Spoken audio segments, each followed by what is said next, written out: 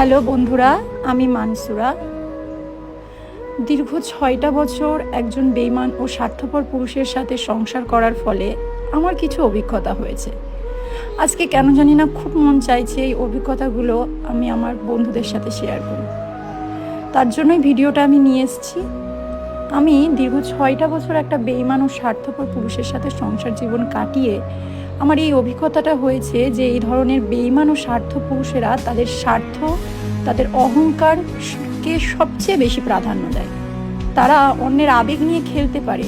তারা প্রয়োজনে কাছে টানলেও প্রয়োজন ও স্বার্থ ফুরিয়ে গেলে তারা কিন্তু সহজেই সেখান থেকে পালিয়ে যায়।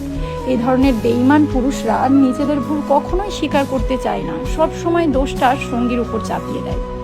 সব সময় নিজের স্বার্থ নিয়ে ও নিজের অহংকার নিয়ে ব্যস্ত থাকে। তো দীর্ঘ 6টা বছর কাটানোর পর এই অভিজ্ঞতা থেকে আমি কিছু শিখলাম। আমার মনে হলো যে এই ধরনের স্বার্থপর ও বেঈমান পুরুষদের থেকে নিজেদের দূরে রাখাই সবচেয়ে ভালো। কারোর স্বার্থের বলি না হয়ে